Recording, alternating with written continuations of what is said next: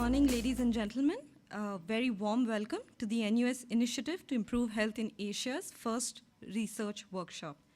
My name is Rohini Omkar, and I will be your MC for the day. Before we begin, I request you to please turn off your cell phones or turn them on silent. Today's workshop is the final stage of review for the proposals received in application for the NIHA grants. To begin, I would like to invite Professor William Schowalter, a member of the International Advisory Board for NIHA, to open the day's proceedings by saying a few words, please. Thank you very much, Rohini, and it's my pleasure to welcome all of you to this activity, not only on behalf of myself, but also on behalf of President Tan Chor Chuan, who has a very keen interest in the activities of NIHA, and certainly would be here. Unfortunately, he's on travel with President Nathan and could not be here, but I know that he's going to want a detailed briefing of what we're doing in the next couple of days, and we'll have some follow-on actions from it. I thought I might take a few moments to say something about how we got to where we are at this moment with this NUS initiative for improving health in Asia, or NIHA as it's come to be known. But in order to talk about NIHA, one really has to talk about the Global Asia Institute, or GAI. Those of you who are familiar with Singapore know that we speak in acronyms, so we all get used to this over time. And in order to talk about GAI, one has to say something about Prof. Tan's vision for NUS as he became president now something like 3 years ago. And it's an interesting story that I thought I might share with you because it's certainly relevant to what we're doing right now. Those of you who are familiar with this institution know that over the past 10 years roughly, NUS has made really incredible strides in terms of the quality and the intensity of work that goes on here. And the sorts of words one heard during that period always involved excellence. They always involved the need to be a global rather than a local institution.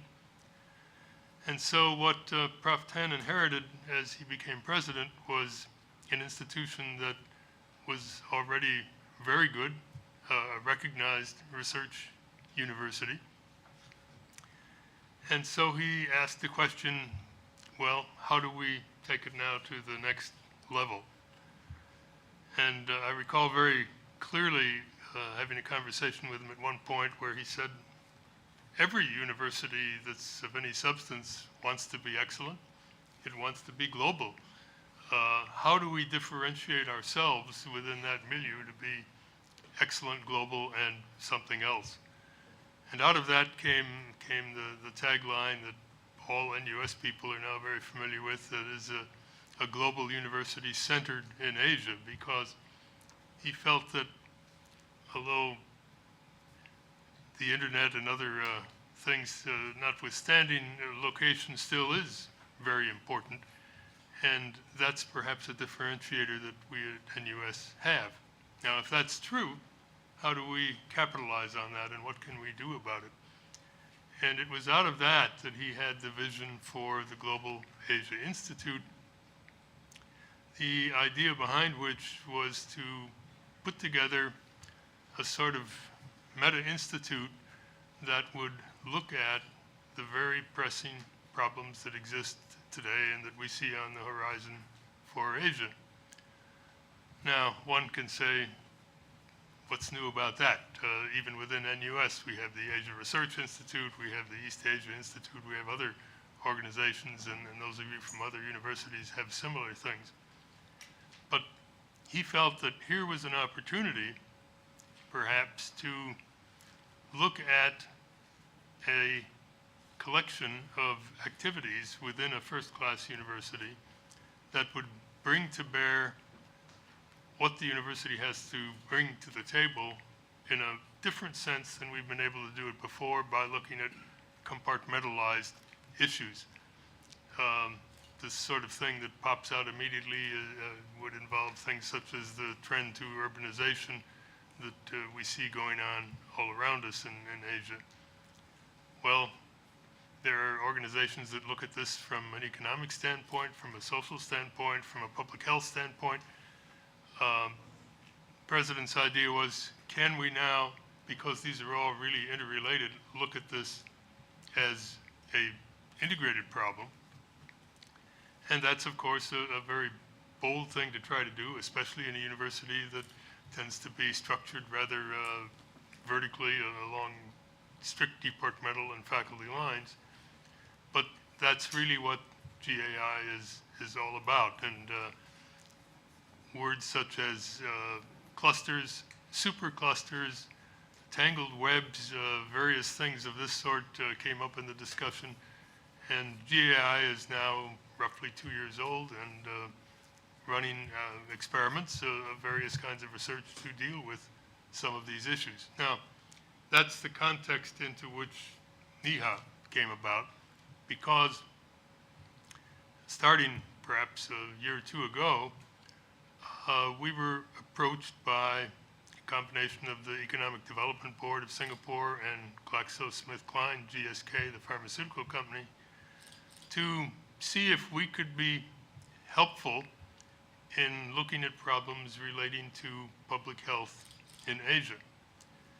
And after some discussions, it appeared that GAI would be a very suitable coordinator for this kind of activity. And so discussions took place. Eventually, we came to the point where it was agreed that NIHA would be coordinated by GAI, that it would involve the Lee Kuan Yew School for Public Policy, the medical school, the business school on NUS, and indeed different parts of the NUS campus in general, and also connect with parties elsewhere in Asia, because we were interested in improving health in Asia and felt that we could learn a lot from each other. After some negotiation, it was determined that NIHA would have 3 components. One of them would deal with research. One of them would involve periodic forums to talk about issues that are relevant. And then there would be a leadership program given periodically for people in the public health arena within Asia. Now, this meeting today and tomorrow involves the research aspect of it. We're breaking new ground. We're going to listen to proposals for research, some of which will be funded with the money which we received from GSK and EDB, and Prof Seetharam will be saying more about that in some detail, I expect. But that's really how we got to where we are today and where we intend to go in the near-term future. So once more, let me welcome all of you here and thank you in advance for the very substantial amount of effort that so many of you have put into this to bring us to this point. And I know others share with me a lot of anticipation and looking forward to what's going to happen here in the next 2 days. Thank you. Thank you, Professor Schowalter. I would like to invite Professor Seetharam, Director of the Global Asia Institute, to now say a few words, please. Very good morning again. Let me join Professor Schowalter to welcome you once again to this research workshop. I thought I'll share with you some background picture of where we are coming from and what we would like to achieve in the next 2 days to present the research canvas that was crafted during the inaugural forum for the NUS Initiative on Health in Asia. We try to construct, based on what the President articulated at the discussion when we had the ministerial roundtable with the minister, together with the government leaders and the practitioners, what he called as a tangled web of multidisciplinary issues and drivers which actually put a new perspective for health in Asia. And these come from the drivers which are traditionally the burden of disease, but then combined with the social and the economic changes, which is the population as a driver, but in another dimension, which is the urbanization, the rural to urban migration of the population in Asia.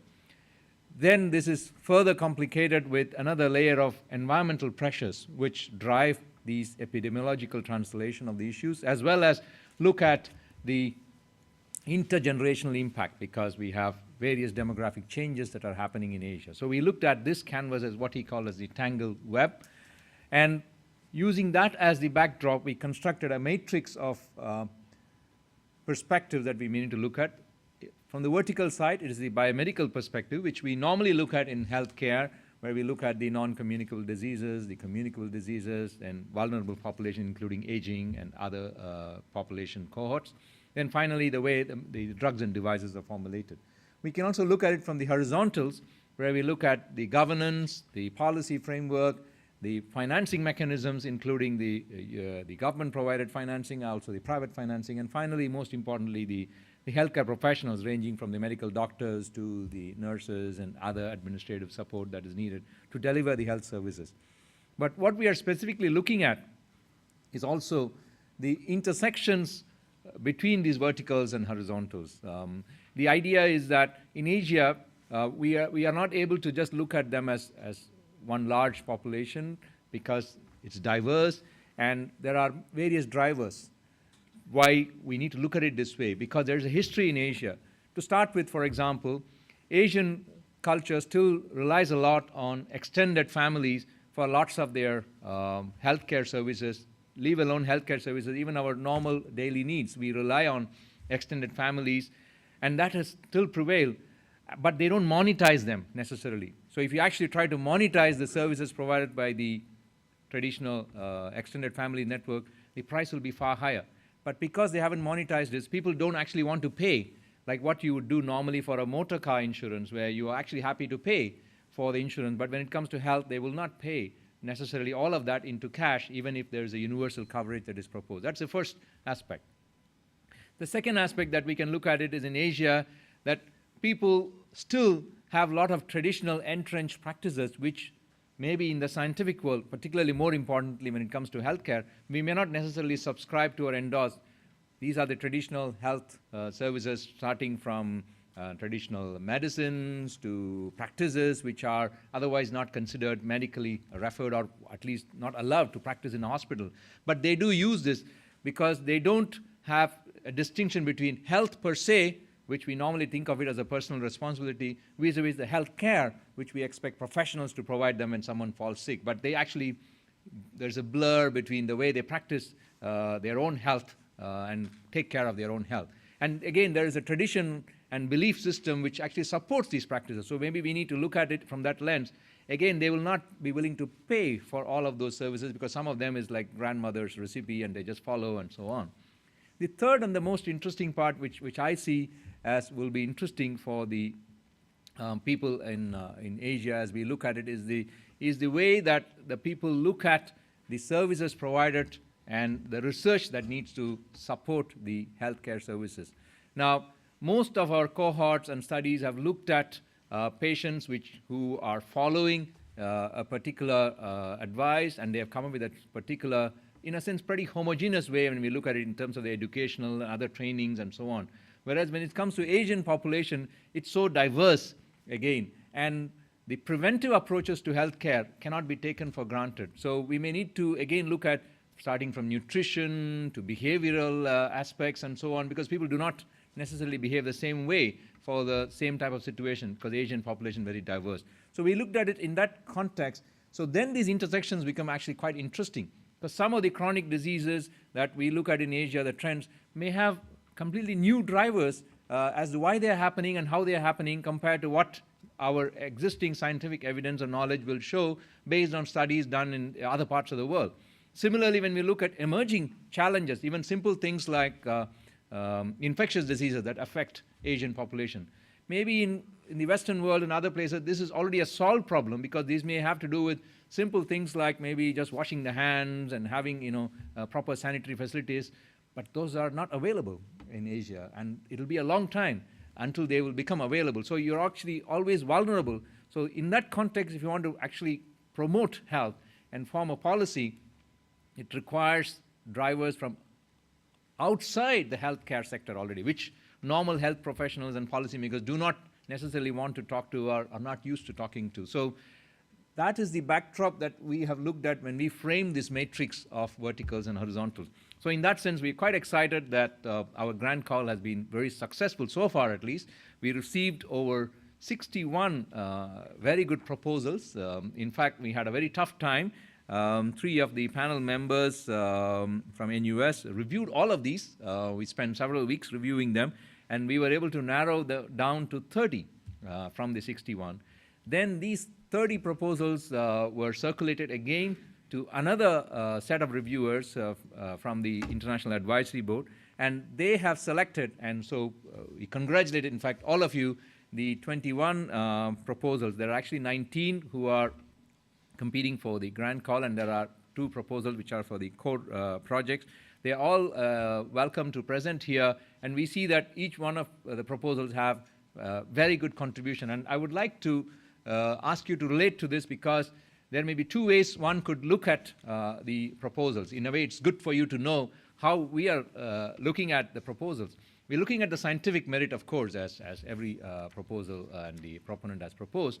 We are also looking at the context in which it is addressing the challenges and the objectives of NIHA itself. So we're looking at the comprehensiveness and the value addition in the way the methodology and the investigation is approaching, which is slightly different from the scientific merit. Then we also wanted to look at the context in terms of the technical feasibilities and the deliverables which can be done in an expeditious way. In a kind of, usually we are looking at, when we are funding, we're also looking for the value for effort or the bang for the buck kind of thing. So fortunately, our donors have been very generous to allow us to look at this with an open eye and a broad view. And we have a 10-year research agenda, and we are now looking at the first 3 years of the research agenda. So we are looking at the proposals in their ability to contribute to this larger research canvas, because each year when the experts will meet at the annual forum, and this year we'll meet in November, we will be reflecting on this backdrop and see how the research agenda contributes. And the research has 2 important roles, in addition to just improving the scientific investigation and adding the body of knowledge, is also to inform the policy makers at the annual forum so that they can take these messages and reflect on them, because we are looking at this to make a multi-year impact. And the second more important input that this research can provide is each year, and we'll be rolling out this program, we will have a leaders program where policymakers, the future leaders in Asia who will be influencing policy in Asia, will come to NUS under this initiative, where they will be getting intensive leadership programs on health policy, health science, leadership, and public policy, and so on. And there we will want to feed some of the findings coming out of this research, so that they are not taught the same knowledge that is otherwise available in the public domain. There is a fresh knowledge that is being brought to their table, and they can discuss and deliberate on them. So hopefully this research will influence policy in the future in Asia. So with that ambition ahead of us, I'm very happy to welcome you all to this research workshop. We intentionally planned it as a workshop so that all of us, all the investigators, of course some will be awarded, some may not be, but will still be part of the large family, and we can interact over the years that will come. And we hope to be able to have several such research workshops along the way. And based on what happens today, we may have other grant calls that may need to be awarded as well downstream. So it's not one-off and once and that's it. It's the continuous engagement. And I most importantly value the opportunity to network among this wide range of researchers. I thank once again the investigators and the researchers who have come from outside Singapore, taking their time and spending their resources to come and join us today here. And I look forward to a rich 2-day workshop. I now hand it back to our Dr. Rohini Omkar, who's put a lot of effort, and I think we should thank her already in advance for making a lot of effort to bringing all of you here and spending time with you.